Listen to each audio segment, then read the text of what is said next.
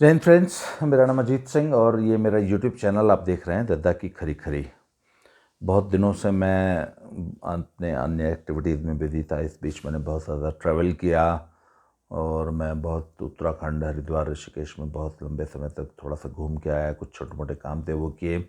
इसके बाद हमारे यहाँ मनाली में जो हमारा कैंप है उसमें हमने छोटे बच्चों का एक एडवेंचर कैंप यहाँ ऑर्गेनाइज़ किया था, जिसमें पूरे देश से स्कूली बच्चे, कॉलेज में पढ़ने वाले बच्चे आए थे, जिनके लिए हमने बहुत सारी एडवेंचर एक्टिविटीज़ ऑर्गेनाइज़ की थी। और छोटे छोटे बच्चे जो है वो एक बहुत लंबा ट्रैक करके आए। उन्होंने रॉक क्लाइंबिंग की और क्लाइंबिंग के डिफरेंट टेक्निक्स सीखी।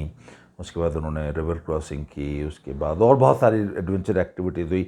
ये एक पर्सनालिटी डेवलपमेंट प्रोग्राम है जो हमने अभी ऑर्गेनाइज़ किया था 5 दिनों के लिए। इसके बारे में मैं आपको डिटेल में अभी आने वाले कुछ दिनों में डिटेल वीडियोस उसकी डालूंगा। वो सारी एक्टिविटीज़ के बारे में बताऊंगा कि हम लोग क्या करते हैं। खैर, तब फिलहाल इस दौरान जो 8-10 दिनों तक, जब तक क्योंकि मैं इस अपने यूट्यूब से दूर रहा, तो इस बार तब तक देश में बहुत सारी विभिन्न घटनाएं घटी हैं बड़े इम्पोर्टेंट। जैसे सबसे पहले तो तब पंजाब में राजनीतिक फ्रंट पे एक बड़ा उलटफेर हुआ और अमरिंदर सिंह जी का इस्तीफ़ा हो गया और पंजाब को एक नया मुख्यमंत्री मिल गया। तो उस पे हम अगली किसी वीडियो में डिटेल में चर्चा करेंगे कि ये पंजाब में जो भी डेवलपमेंट्स हुई हैं इसके क्या राजनीतिक निहितार्थ हैं और पंजाब की राजनीति में इस वक्त क्या है और आगे वो राजनीति कहाँ जा रही है। इसमें हम अगले किसी वीडियो में चर्चा करेंगे। इस बीच साहब प्रयागराज से एक बहुत बड़ी घटना हुई जिसको हिंदू समाज ने बहुत ज़्यादा उद्वेलित किया। तो वहाँ ये हुआ कि साहब अखिल भारतीय अखाड़ा परिषद के अध्यक्ष थे और प्रयागराज में बाघम्बरी मठ है और एक बड़ा हनुमान मंदिर है। उसके महंत थे महंत नरेंद्र गिरी जी। उन्होंने 8 पन्ने का एक सुइसाइड नोट लिखा और पंखे से लटक के आत्महत्या कर ली। अब तब बहुत बड़ा बवाल मचा और उसमें हमारे सोशल मीडिया पे हिंदू समाज की ये प्रतिक्रिया है कि साहब हिंदू साधु संतों पर अटैक्स हो रहे हैं और बड़ा हिंदू धर्म खतरे में है। और इस प्रकार का जो रेटोरिक आजकल सोशल मीडिया पे चलता है वो चलने लग गया। और हुआ क्या साहब, एक हिंदू महंत जो है वो मर गया या मार दिया गया या मरने पे मजबूर कर दिया गया। पर बाद में साहब वो जैसा कि सुसाइड नोट में लिखा था वो स्टोरी ये निकल के आई कि साहब उनका अपने ही पूर्व परम शिष्य, उनका बहुत ही फेवरेट, उनका ब्लू आइड बॉय, जिसको कि वो खुद आज से कुछ वर्ष पहले हरिद्वार से लेके आए थे, आनंद गिरी नामक अपने एक शिष्य से उनके मतभेद थे और बहुत ज़बरदस्त राइवलरी थी और वो उनको ब्लैकमेल कर रहा था। और उसकी इस ब्लैकमेल से, उसकी इस प्रताड़ना से तंग आके महंत जी ने जो है अपने कमरे में पंखे से लटक के खुदकुशी कर ली। 8 पेज का नोट लिखा। तो उस नोट में साहब उन्होंने मुख्य अभियुक्त बनाया है 3 लोगों को। एक आनंद गिरी, एक हनुमान मंदिर के पुजारी हैं, बड़े हनुमान मंदिर के पुजारी हैं आद्या प्रसाद तिवारी, और एक उनका बेटा है संदीप तिवारी। इन तीनों लोगों को अपनी हत्या की, उन्होंने खुदकुशी है पर अपनी हत्या का जिम्मेवार इन 3 लोगों को बनाया है। और अभी की लेटेस्ट रिपोर्ट यह है कि इन तीनों को उत्तराखंड से गिरफ्तार कर लिया गया है। गिरफ्तार करके आनंद तिवारी को जो है, आनंद गिरी को जो है वो हरिद्वार से अरेस्ट करके इलाहाबाद प्रयागराज लाया गया है। बाकी 2 लोग वहीं थे, वहाँ उनको अरेस्ट कर लिया गया है। 8 पेज के सुसाइड नोट से जो बातें स्वयं महंत नरेंद्र गिरी ने स्वीकार की हैं कि ये आनंद गिरी उनको ब्लैकमेल कर रहा था। और उनका एक ऑडियो इसने कुछ दिन पहले सोशल मीडिया पे वायरल कर दिया था जिससे कि इनकी बहुत ज़्यादा बदनामी हुई है। और अब इनको ये धमकी दी जा रही थी कि उनकी एक वीडियो भी वायरल की जाएगी कुछ महिलाओं के साथ। एक बहुत कम उम्र की कोई लड़की है उसके साथ और एक महिला के साथ उनकी एक वीडियो वायरल की जाएगी। तो उन्होंने कहा कि साहब इससे मेरी बहुत बदनामी होगी और मैं किसको किसको सफाई देता फिरूंगा, इस बदनामी के डर से जो है मैं आत्महत्या कर रहा हूँ। तब एक तो ये आरोप लगाया है इन्होंने, आत्महत्या का जो मूल कारण बताया है। तो पुलिस इन्वेस्टिगेशन में साहब जो अब तक पता लगा है वो ये है कि इनका अपने शिष्य से बहुत ज़्यादा मतलब मतभेद चल रहे थे और बहुत ज़्यादा आर्थिक लेन देन, बहुत ज़्यादा संपत्ति की लड़ाइयाँ और इस प्रकार के बहुत ज़्यादा मतभेद थे, लड़ाइयाँ चल रही थी। तो इस क्रम में इनका ये प्रिय शिष्य, पूर्व प्रिय शिष्य इनको जो है ब्लैकमेल कर रहा था।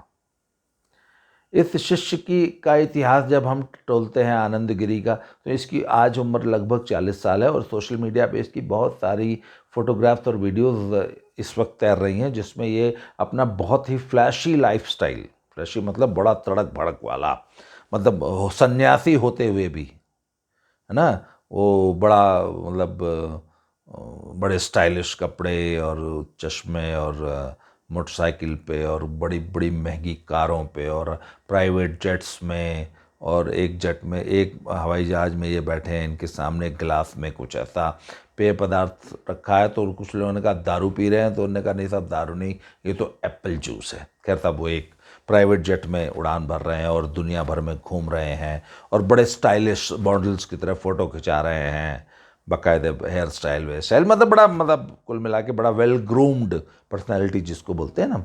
और कहने के हिसाब से तो सन्यासी भी हैं। 12 साल की उम्र में ये हरिद्वार में थे, मतलब कहने का मतलब है भीलवाड़ा के मूलतः रहने वाले हैं, तो मूलतः शायद 8-10 साल की उम्र में ही इन्होंने संन्यास, सो कॉल्ड संन्यास ले लिया होगा, तभी ना हरिद्वार आ गए भीलवाड़ा से। फिर गुरुजी जो है ले आए अपने प्रयागराज में, और प्रयागराज में उस मठ में इस आनंद गिरी को छोटे महाराज कहा जाता था 2019 तक। 2019 के बाद इनके गुरुजी से मतभेद हुए हैं और ये, अच्छा लोग बताते हैं कि साहब ये वर्चस्व की लड़ाई है और नरेंद्र गिरी के बाद महंत कौन बनेगा, उत्तराधिकारी कौन होगा मठ का, नरेंद्र गिरी की कुर्सी पर कौन बैठेगा, ये इसकी लड़ाई थी। इसकी लड़ाई में महंत जी के मूलतः 2 शिष्य थे जिनकी आपस में राइवलरी चल रही थी।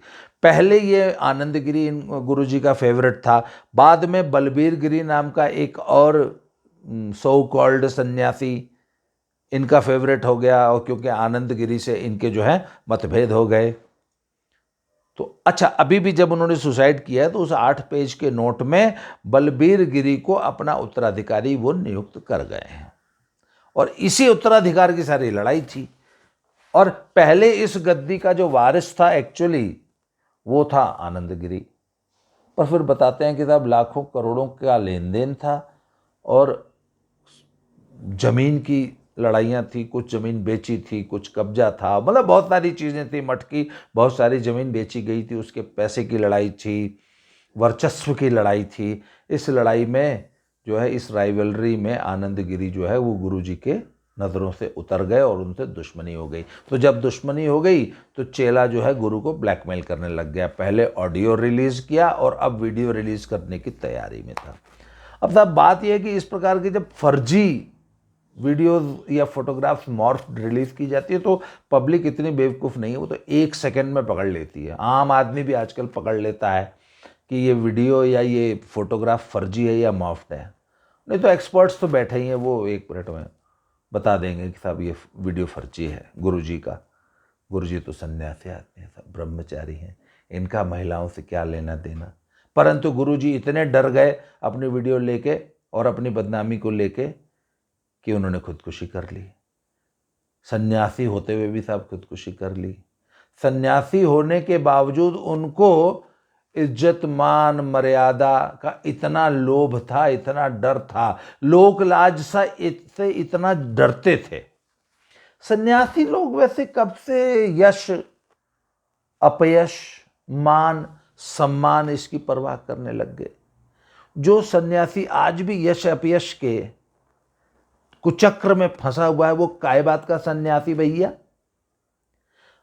पैसे के लिए तुम लड़ रहे, गद्दी के लिए तुम लड़ रहे, महंत बनने के लिए तुम लड़ रहे, जमीन जायदाद कब्जे तुम छुड़ा रहे, कब्जे कर रहे, जमीनें बेच रहे, जमीनें खरीद रहे, कारें तुमको एक से एक चाहिए, मठ मठ तुम्हारा 5 स्टार होटल से भी अच्छा होना चाहिए, तुम्हारी दुनिया भर में फ़ोटो छपनी चाहिए, सबसे महंगा फ़ोन तुम रखोगे, सबसे महंगी अंगूठियां तुम पहनोगे, सबसे महंगा लैपटॉप तुम्हारे पास होगा, सबसे खूबसूरत गोरी मेम महिला तुम्हारी परम शिष्या होगी जो तुम्हारे इर्द गिर्द मंडराती रहेगी। 10-12 गोरी चिकनी चिकनी चेलियां लेके तुम प्रवचन करने जाओगे, फिर कहने को तुम सन्यासी भी हो। करोड़ों का तुम्हारा बैंक बैलेंस है, पैसे के लिए तुम मरे जा रहे हो। अपने मंदिर का, अपने ट्रस्ट का पैसा तुम ब्लैक मनी को वाइट बना रहे हो 40% कमीशन दे के, फिर तुम सन्यासी भी हो। तुम्हारी sex videos, sex CDs market में घूम रही हैं 8-8 औरतों के साथ तुम सो रहे हो हैं। जैसे अपने गांधी जी 2 18 साल की लड़कियों के साथ सोते थे और ब्रह्मचर्य के प्रयोग करते थे, तुम भी ब्रह्मचर्य और सन्यास के प्रयोग कर रहे हो और कहने को सन्यासी भी हो। और फिर तुमको अपनी बेइज्जती से इतना डर भी लगता है कि तुम खुदकुशी कर लेते हो। दुनिया को मोक्ष दिलाने का ठेका तुमने ले रखा है, पर खुदकुशी भी तुम कर रहे हो। भैया खुदकुशी करने वाला तो हमने तो ये सुना था प्रेत योनि में जाता, उसको तो मुक्ति मिलती नहीं। तो भैया तुमने खुदकुशी कर ली तो अब तो तुम उसी बाघम्बरी मठ के पेड़ों पे जो है उल्टे चमगादड़ की तरह लटक के प्रेत बन के उसी मठ में घूमोगे। खैर साहब उस मठ का इन्होंने आनंद गिरी, नहीं वो कौन सा गिरी है वो, हाँ बलबीर गिरी को जो है नियुक्त कर दिया है साहब अपना उत्तराधिकारी। आनंद गिरी और उनके 2 चेलों को जो है पुलिस पकड़ कर ले आई है। पुलिस ये कहती है कि हमने स्पेशल इन्वेस्टिगेशन टीम बना दी है और पोस्टमार्टम हो चुका है। गुरुजी की समाधि जो है वो हो गई है उनकी। वहाँ कोई उन्होंने अपने सुसाइड नोट में ये जिक्र किया था कि मेरा कोई नींबू का पेड़ है उसके पास मेरी समाधि कर देना, तो ऐसे उसमें शायद ज़मीन में गाड़ा जाता है, इनको जलाया नहीं जाता, या इनकी जो भी परंपरा रही होगी उस परंपरा से। और पुलिस का ये कहना है कि उन्होंने जब ये पहुँचे हैं घटनास्थल पे, पुलिस पहुँची है, तो उनके शिष्यों ने उनके शव को वहाँ पंखे से उतार दिया था। उनके शिष्यों ने बताया कि था वो जिस रस्ते से लटक के उन्होंने आत्महत्या की है वो 1 दिन पहले ही अपने चेलों से उन्होंने मंगवाई थी। सुसाइड नोट में उन्होंने जिस व्यक्ति को, बलबीर गिरी को अपना उत्तराधिकारी नियुक्त किया है, तो बलबीर गिरी को ये आदेश दिया है कि ये मेरे 8 चेले हैं, इनका बहुत ध्यान रखना, क्योंकि इन्होंने मेरा बहुत ध्यान रखा है। मुझे कोरोना हो गया था तो तब भी इन्होंने मेरी बहुत सेवा की थी। उन 8 लड़कों का ध्यान रखना। और मैंने वो 8 लड़कों की लिस्ट पढ़ी और सारा कुछ देखा, तो वो 8 के 8 लड़के ब्राह्मण हैं। तो मुझे एक बात नहीं ये समझ में आई कि यार ये गुरुजी के सारे चेले ब्राह्मण क्यों हैं? कोई तिवारी, मिश्रा, पांडे, उपाध्याय ये इस टाइप के हैं। ये सन्यास हमारे साधु सन्यासी भी जात पात देख के चेले बनाते हैं क्या? यार कोई तो अन्य बिरादरी का होना चाहिए था, कोई तो दलित पिछड़ा होना चाहिए था। या गुरुजी के सारे चेले ब्राह्मण भी थे? ये भी सवाल वैसे पब्लिक पूछेगी, पब्लिक नहीं भी पूछेगी तो मैंने पूछ लिया है। ये गुरुजी के सारे चेले भैया ब्राह्मण ही क्यों थे? कोई ठाकुर साहब भी, कोई राय साहब, कोई यादव जी, कोई अन्य पिछड़ा वर्ग, अनुसूचित जाति जनजाति का एक भी शिष्य गुरुजी ने नहीं बनाया, तो ये कास्टिज्म का धंधा भी वहाँ चलता था क्या? खैर ये एक अलग प्रश्न है। तो साहब फिलहाल रिपोर्ट ये है कि महंत जी को इलाहाबाद ले आया गया है, प्रयागराज हरिद्वार से पकड़ के। अभी महंत जी जो है जेल में कुछ दिन विश्राम करेंगे, जांच चल रही है।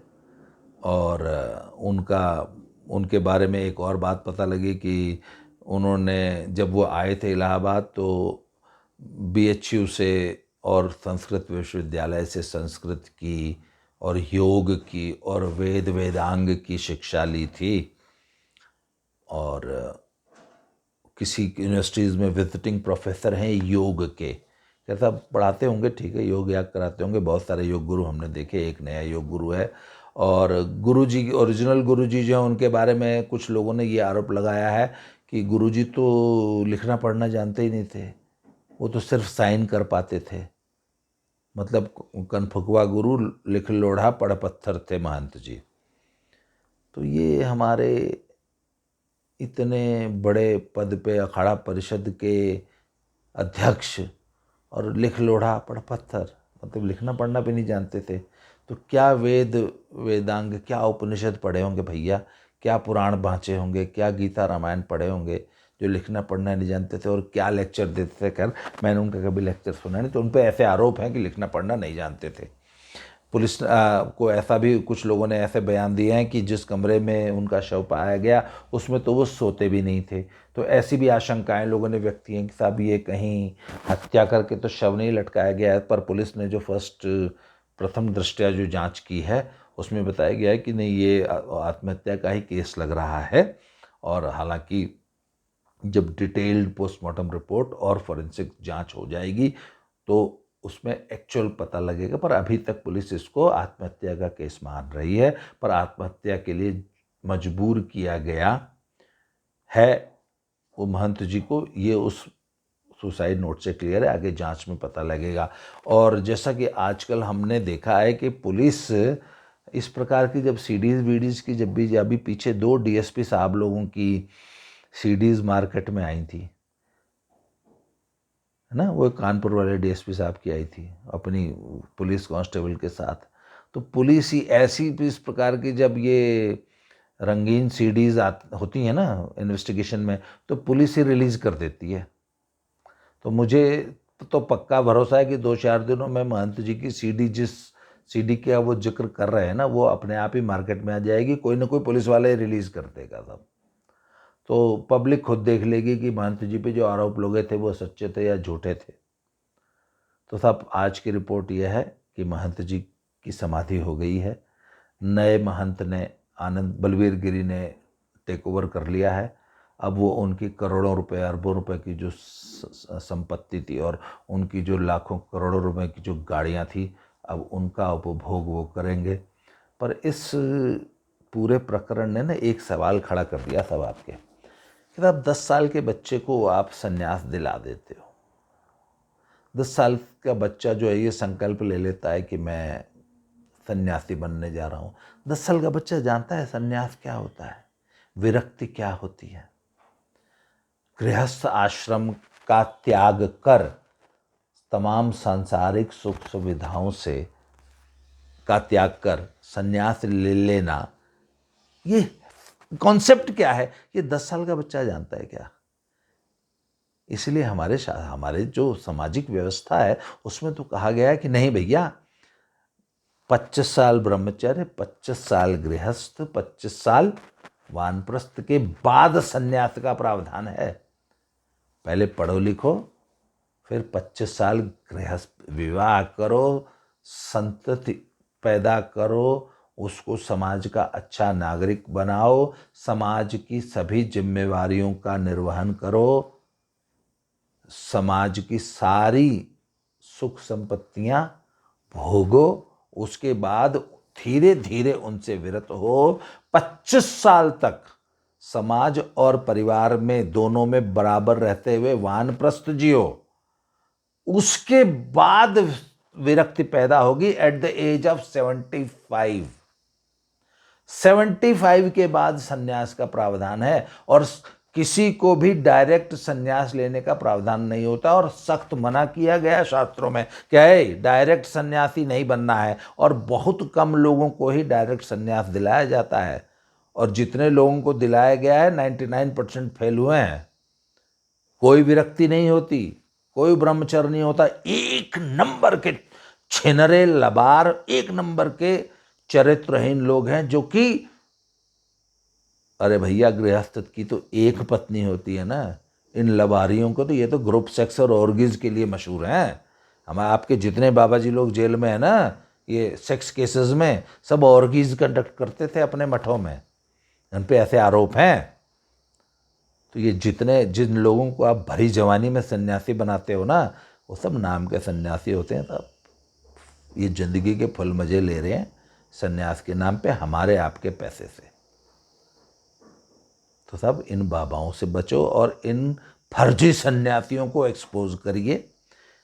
ये फर्जी सन्यासी हिंदू धर्म को कमज़ोर कर रहे हैं, इनका धर्म से कोई मतलब नहीं है, ये सिर्फ अपनी दुकानदारी। ये जितने मठ हैं ये कुछ लोगों की दुकानदारी है और ये ऐसी घटनाओं से एक्सपोज होते रहते हैं। अरे भैया 75 साल के आपको भी मैं बता रहा हूँ भैया, संन्यास लेने की उम्र है 75 साल। 50 से 75 के बीच में हमारी तरह हम वानप्रस्थी हैं, जंगलों में पड़े हैं, घूम रहे हैं, परिवार से धीरे धीरे धीरे धीरे विरत हो रहे हैं। तो अब जो भी 25 साल में, 20 साल की उम्र में, 12 साल की उम्र में, 18 साल की उम्र में संन्यास लेगा, वो ऐसी ही गंदगी मचाएगा। मेरे को तो इस एपिसोड से मैंने तो ये लेसन सीखा है। तो ये भी घटनाक्रम और डेवलप होगा, तो जैसा भी होगा हम आपको अपडेट करते रहेंगे। फ़िलहाल जो है आनंद गिरी जी और उनके 2 चेले जेल में हैं, इन्वेस्टिगेशन चल रही है। 1-2 दिनों में इस केस की और परतें खुलेंगी और क्या क्या था इस केस की गहराई में। मेरे कुछ मित्र हैं जो कि प्रयागराज ज़िले में पुलिस में पोस्टेड हैं, उनसे भी मेरी बातचीत हो रही है और मैंने भीलवाड़ा में भी अपने मित्रों को कुछ टटोला है। तो वो इसका पूरा फैमिली बैकग्राउंड, इसके ऊपर ये आरोप थे कि ये भीलवाड़ा में अपने परिवार को पैसा पहुंचा रहा था। तो वो सारे मैं आपको आने वाले वीडियोज़ में इस पर चर्चा करूँगा।